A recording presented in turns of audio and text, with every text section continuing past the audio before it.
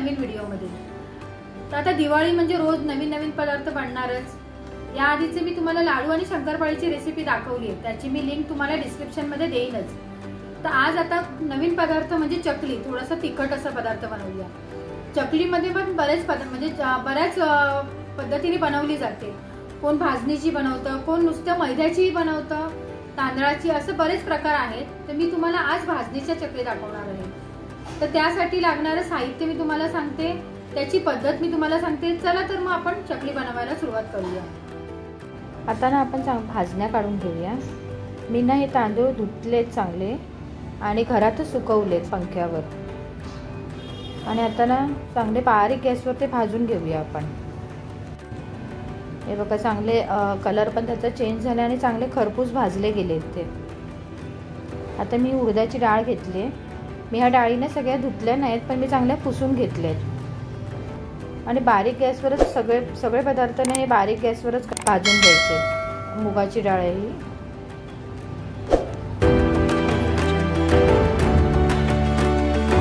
ही पण बघा आता चांगली भाजली आहे।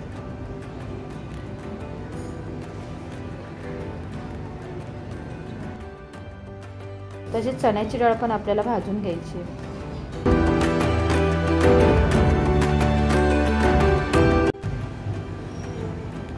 मी थोडे म्हणजे 100-150 ग्राम हे साबुदाणे आहेत आपले।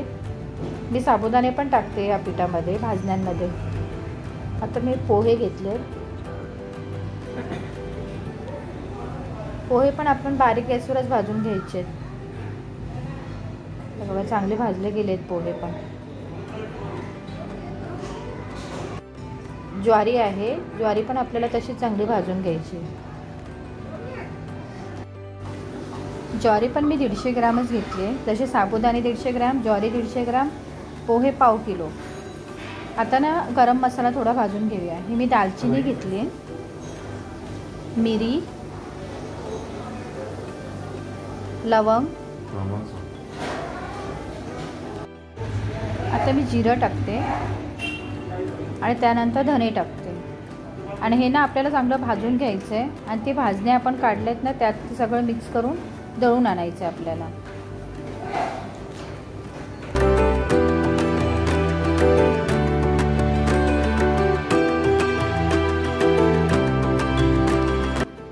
मी तुम्हाला भाजणी सांगितली त्याप्रमाणे ना मी हे पीठ दळून आणलंय।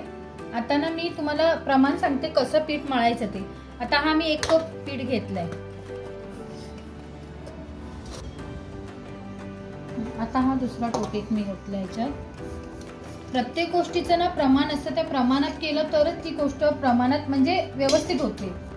2 टोप पीठ घेतलंय। आता 2 टोपच आपल्याला पाणी पण घ्यायचंय, म्हणजे जेवढं पीठ ना तेवढंच पाणी घ्यायचं। मी ना तेवढंच टोप पाणी घेतलं, म्हणजे 2 टोप पीठ आहे तर 2 टोप पाणी आहे। मी आता गॅस चालू करते। आता ना या पाण्याला चांगला उकळ येऊ देऊया आपण। लवकर उकळ येण्यासाठी ना पाणी थोडं झाकून ठेवूया, म्हणजे जेणेकरून लवकर उकळ येईल। तोपर्यंत ना आपलं पाणी गरम होत आहे ना, तोपर्यंत आपण ना बाकी सगळं मिक्स करून घेऊया। हे आपलं 2 टोप पीठ आहे, तर त्यात ना मी मापून बघितलं ते 1 टोप ना माझं जवळजवळ 1 किलो पीठ होतं। तर अंदाजे हे 2 किलो पीठ आहे। रेडीमेड जो मिक्स चकली मसाला येतो ना तो मी आता यात मिक्स करून घेते। 2 किलो ना पीठ आहे, त्यात ना मी 4 पॅकेट मिक्स केले आहे चकली मसाल्याचे। जे आता बाजारात जे चकली मसाला मिक्स पॅकेट येतं ना ते, पण ते ना थोडं चवीला तिखट कमी असतं। चकली मिक्स जो टाकलेला ना त्यात थोडंसं अजून ना थोडं तिखट मिक्स करते। आम्हाला थोडं तिखट जास्त लागतं। चकली म्हटलं की थोडं तिखट चांगले वाटते। चकली मिक्स मसाला जो रेडीमेड येतो ना त्यात थोडे तीळ असतातच, पण त्यात थोडेसे ॲडिशनल तीळ पण मी टाकते। हे बघा तीळ, कारण चकलीमध्ये ना तीळ जरा चांगले वाटतात। आता आपण चांगले मिक्स करून घेऊया हे पीठ।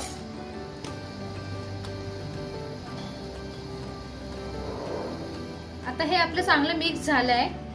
आता पाण्याला उकळ आली ना की आपण हे त्यात टाकून पीठ भागवणं हा प्रकार काय असतो मी तुम्हाला दाखवते। तुम्ही बघताय चांगला पाण्याला उकळ आला आहे। तुम्ही म्हणालात की पाणीने पीठ तर मिक्स केलं, मसाले टाकले, सगळं टाकलं, पण मीठ का नाही टाकलंय? पण मी ना मीठ ह्या पाण्यात टाकणार आहे।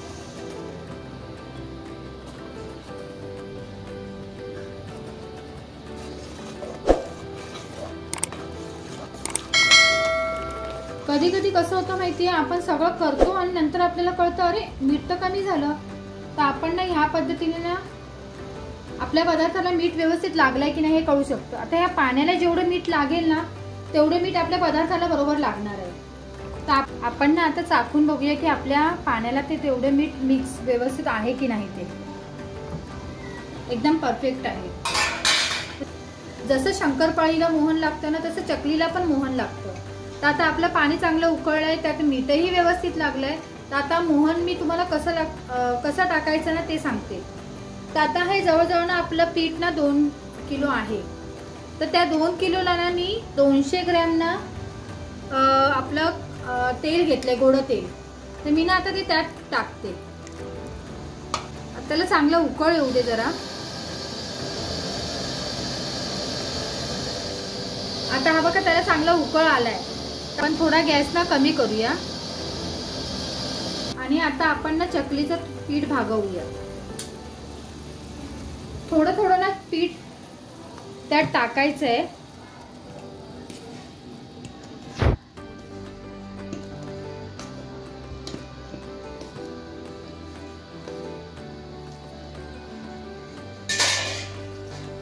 आणि ना चांगलं मिक्स करून घ्यायचंय.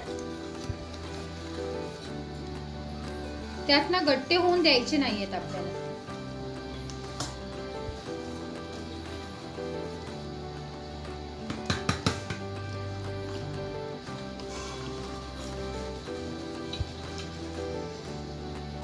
आता हे सगळे ना मी मिक्स करताना मी गॅस बंद करते आणि हळूहळू सगळं पीठ ना त्यात टाकते आणि भागवून घेते पीठ. या पद्धतीने ना सगळं मी पीठ त्यात टाकून घेतलंय.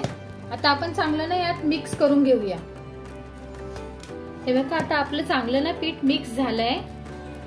ऍक्च्युली मोदकाला जसं मोहन असतं ना तसंच ना हे चकलीच्या पिठाला पण असतं. म्हणजे भाजणीचं जे पीठ म्हणतो ना तसं मला तर माझ्या आईने हे असं शिकवलं आणि मी एवढे वर्ष ना ह्या पद्धतीनेच करते. माझी चकली आजपर्यंत कधी फेल झाली नाहीये. म्हणजे कधी कधी तेलात घातल्यावर कुस्करणे किंवा हा प्रकार ना माझ्या बाबतीत तरी कधी झालेला नाहीये. मी ह्या पद्धतीनेच आजपर्यंत मिक्स करत आली आहे आणि माझी नेहमी चकली अगदी खुसखुशीत, कुरकुरीत आणि मस्तच झाली आहे. आता आपलं हे ना चांगलं पीठ मिक्स झालंय, चांगलं भागलं आहे. आता ना 10 मिनिटं एक आपण त्याला झाकून ठेवूया आणि नंतर आपण चकली करायला घेऊया. त्याला हे बघा आता आपलं चांगलं पीठ मिक्स झालंय. आता आपण ना ते थोडं थोडं करून ना पीठ मळून घेऊया.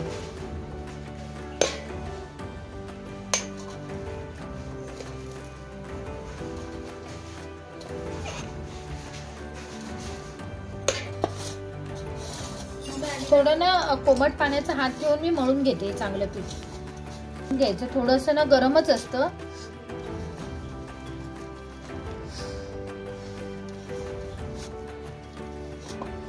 चांगलं ना पीठ एकजीव होऊ द्या.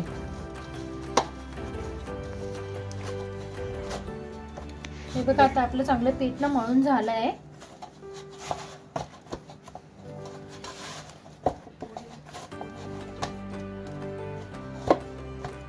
आता ना त्याचा नाही असा गोळा करून घ्यायचा.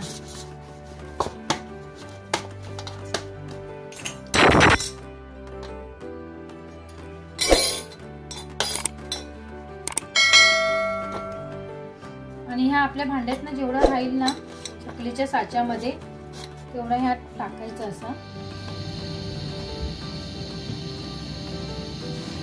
हे बघा ह्या पद्धतीने मी ना सगळ्या चकल्याना अशा गाळून घेते.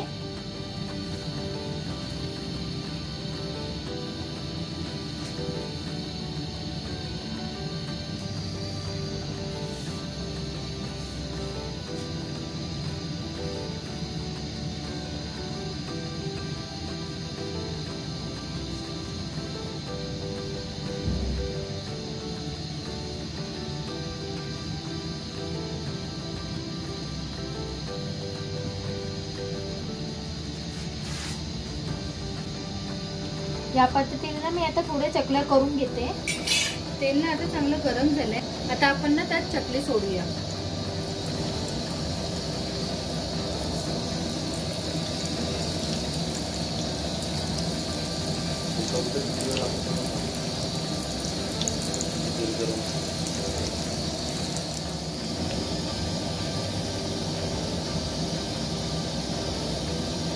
आपण ना पलटी मारून घेऊया या.